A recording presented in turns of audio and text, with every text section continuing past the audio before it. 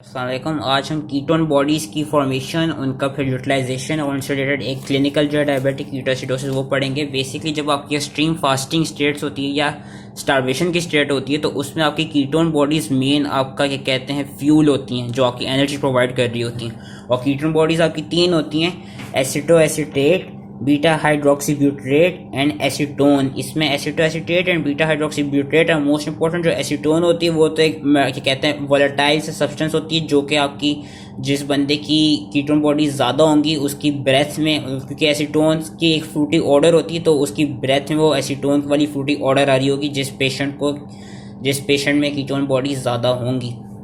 होता क्या, ketone bodies produce कहाँ पे होती हैं, कीटोजेनेसिस होती कहाँ पे, ये होती है आपकी लिवर में।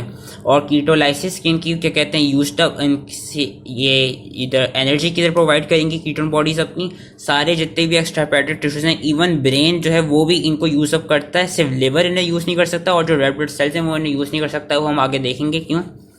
तो होता क्या है कि जब एक्सट्रीम स्टार्विंग की स्टेट है तो एडिपोस टिश्यू से काफ़ी फैटी एसिड्स आ रहे हैं, वही ऑक्सीडेशन के थ्रू काफ़ी फैटी एसाइल कोएज आ रहे हैं।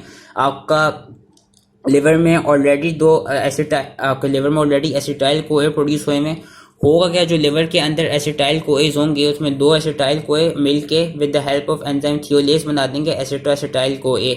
और एसिटाइल कोए जो लिवर के अंदर होगा वो टीसीएस साइकिल में इसलिए नहीं जाएगा क्योंकि टीसीएस साइकिल के लिए एसिटाइल कोए को ऑक्सैलोसिट्रेट्स के साथ मिलना होता है जो फर्स्ट स्टेप होता है। लेकिन जब एक्सट्रीम फास्टिंग की स्टेट होगी और क्या कहते हैं एनर्जी चाहिए तो उसमें जो ऑक्सैलोसिट्रेट है वो ग्लूकोनियोजेनिक पाथवे में क्या होगा, वो ग्लूकोनियोजेनेसिस में जा रहा होगा ताकि ग्लूकोज की प्रोडक्शन हो। तो इसलिए एसिटाइल को ए जो है टीसीएस साइकिल में नहीं जाता बल्कि कीटोन बॉडी फॉर्मेशन में जाते हैं। तो होता क्या, जो फैटी आपके एसाइल कोए हैं जो फैटी एसिड ऑक्सीडेशन से आए हैं वो through different steps एसिटो acetyl CoA में कन्वर्ट होंगे, या ऑलरेडी लिवर के अंदर जो दो एसिटाइल कोए प्रेजेंट हैं जो कि अगेन फैटी एसिड ऑक्सीडेशन से ही आए, क्योंकि फैटी एसिड ऑक्सीडेशन हमने पिछली वीडियो में पढ़ी थी एसिटाइल कोए प्रोड्यूस कर रहा था उसका क्या कहते हैं। तो दो एसिटाइल को ए ने विद द हेल्प ऑफ थियोलेज बनाया एसिटो एसिटाइल कोए। एसिटो एसिटाइल कोए पे एक एंजाइम ऐड करेगा which is known as HMG CoA synthase, जो कि फिर बना देगा HMG CoA, this is hydroxy methyl butyrate CoA. और इसके अंदर एक और एसिटाइल कोए ऐड हो रहा है जिससे एचएमजी कोए बन रहा है। फिर एचएमजी कोए पे एक एंजाइम ऐड करेगा which is known as HMG CoA lyase. लाएस क्या कराएगा कि एसिटाइल कोए ग्रुप इसमें से रिमूव कर देगा और वापस एसिटो एसिटेट बना देगा। एसिटो एसिटेट, अब ये कीटोन बॉडी बन गई। एसीटोन एसिटेट की दो फेट्स होंगी, या तो वो स्पॉन्टेनियसली डिकार्बोक्सिलेट होकर एसीटोन बना दे जो कि कॉट कीटोन बॉडी है, या वो रिवर्सिबल एक रिएक्शन होता है कि बीटा हाइड्रोक्सी ब्यूटरेट डिहाइड्रोजिनेस के साथ मिल के बीटा हाइड्रोक्सी ब्यूटरेट बना देती है। तो ये कीटोजेनेसिस थी मेन। इसमें जो फिगर आप समझनी है वो ये वाली फिगर को समझने, फिर फुल कीटोन बॉडी फॉर्मेशन और उनकी यूटिलाइजेशन समझ में आ जाएगी। लिवर में क्या हुआ, दो एसिटाइल को ए ये फैटी एसिड ऑक्सीडेशन से या अमीनो एसिड के कैटाबॉलिज्म से या ग्लाइकोलाइसिस से एसिटाइल को ए प्रोड्यूस हुए। इनमें थियोलेस एंजाइम ने ऐड किया और बनाया एसिटो एसिटाइल को ए। एसिटो एसिटाइल को ए पे क्या कहते हैं एचएमजी को ए सिंथेस ने ऐड किया और बनाया एचएमजी को ए। ये एचएमजी को ए का फुल उसकी वो प्रोनाउंसिएशन है full tree hydroxy tree methyl glutarate. तो उसने एचएमजी को ए सिंथेस से ये बन गई। और ये सब हो कहाँ रहा है, ये सब आपके लिवर के अंदर हो रहा है, आपके माइटोकॉन्ड्रिया के अंदर हो रहा है ये सारा स्टेप जो हो रहा है। फिर एचएमजी को ए पे एक एंजाइम ऐड किया एचएमजी को ए लाइएस, जिससे एसिटाइल को एक निकला, वापस वो इधर आ जाएगा और एसिटो एसिटेट एक कीटोन बॉडी बन गई। एसिटो एसिटेट अब ब्लड में ट्रेवल हो जाएगी या वो बीटा हाइड्रोक्सी ब्यूटरेट में कन्वर्ट हो जाएगी जो कि रिवर्सिबल रिएक्शन है। वो बीटा हाइड्रोक्सी ब्यूटरेट भी ब्लड के थ्रू कहते हैं ट्रांसपोर्ट होगी एक्स्ट्रा हेपेटिक टिश्यूज में जो कि स्केलेटल मसल हो गए, रीनल कॉर्टेक्स हो गए और क्या कहते हैं ब्रेन वगैरह हो गए, यहाँ पे यूटिलाइज्ड होगी। यहाँ पे क्या होगा एक्स्ट्रा हेपेटिक टिश्यूज में अगर तो एसिटो एसिटेट आई है तो वो आगे अपने जो रिएक्शन है उसमें जाएगी, वरना जो बीटा हाइड्रोक्सी ब्यूटरेट है वो through enzyme beta hydroxy butyrate dehydrogenase, क्योंकि वो रिवर्सिबल रिएक्शन था, कन्वर्ट हो जाएगा एसिटो एसिटेट में। अब एसिटो एसिटेट पे एक को ए ग्रुप अटैच होगी और वो को ए ग्रुप प्रोवाइड कौन कर रहा होगा, सक्सिनाइल को ए। और होगा क्या, with the help of enzyme thiophorase ये एसिटो एसिटेट कन्वर्ट हो जाएगा एसिटो एसिटाइल को ए में। फिर अगेन एसिटो एसिटाइल को ए पे थियोलेस एंजाइम ऐड करेगा जिससे दो एसिटाइल को ए प्रोड्यूस होंगे और यहाँ पे एसिटाइल को ए आपके टीसीएस साइकिल के थ्रू एनर्जी जनरेट करेंगे। तो जो मेन एंजाइम है थियोफोरेस, ये क्योंकि लिवर में प्रेजेंट नहीं होता इसलिए लिवर आपकी कीटोन बॉडीज को आप एनर्जी के लिए यूज अप नहीं कर सकती क्योंकि उसमें थियोफोरेस प्रेजेंट नहीं है।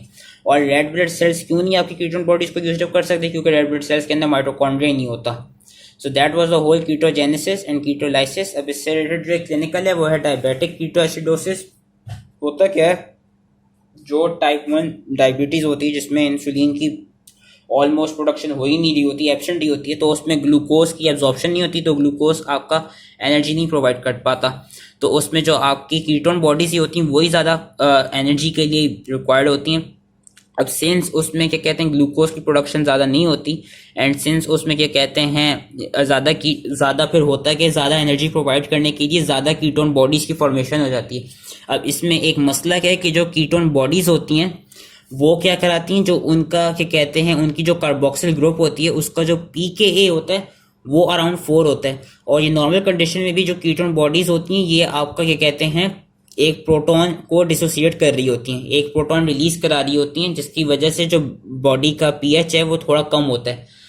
टाइप 1 डायबिटीज में क्या होता है कि क्योंकि ग्लूकोज यूज नहीं हो रहा और एक्सेसिव प्रोडक्शन हो रही है कीटोन बॉडीज की फॉर एनर्जी, तो यानी वो ज्यादा डिसोसिएट करेंगी H+ आयंस को, जिसकी वजह से आपके ब्लड के अंदर ज्यादा H+ आयंस प्रेजेंट होंगे, यानी ज्यादा वो होगा पीएच लो होगा, जिसकी वजह से इसको हम कहते हैं डायबिटिक कीटोएसिडोसिस। इसमें साथ साथ क्योंकि ग्लूकोज आपका क्या कहते हैं यूरिन के थ्रू एक्सक्रीट आउट भी हो रहा होगा, क्योंकि ग्लूकोज यूज अप भी नहीं हो रहा होगा डायबिटीज में, तो उसकी वजह से डिहाइड्रेशन होगी और डिहाइड्रेशन की वजह से फर्दर और जो H+ आयंस हैं वो अक्यूमुलेट करेंगे, जिसकी वजह से एसिडोसिस सिवियर किस्म का हो जाएगा और इस कंडीशन को हम कहते हैं डायबिटिक कीटोएसिडोसिस।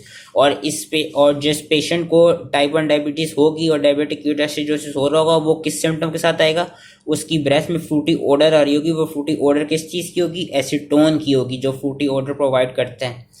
तो that was the clinical condition. I hope easily समझ में आ गया। इन्होंने यहाँ पे भी ये बताया हुआ क्योंकि ग्लूकोज यूज अब हो नहीं रही और इंसुलिन है ही नहीं, इंसुलिन तो एब्सेंट है, तो हो क्या रहा है। और हमने पढ़ा था पिछली वीडियो में कि जब ये वाले हार्मोन्स होंगे एपिनेफ्रिन और ग्लूकागॉन, तो लाइपोलिसिस ज़्यादा हो रही होगी, यानी बॉडी में फ्री फैटी एसिड ज़्यादा है। जब फ्री फैटी एसिड ज़्यादा है तो यानी वो लिवर में ज़्यादा जा रहे हैं, इसकी वजह से ज़्यादा कीटोन बॉडीज प्रोड्यूस हो रही हैं। जब ज़्यादा कीटोन बॉडीज प्रोड्यूस हैं तो ज़्यादा ने डिसोसिएट किए अपने H+ आयंस, क्योंकि उनका pKa अराउंड 4 होता है। जब वो ज़्यादा डिसोसिएट हुए तो जो ज़्यादा ब्लड का pH है वो लो हुआ, जिसकी वजह से कीटोएसिडोसिस हो गया।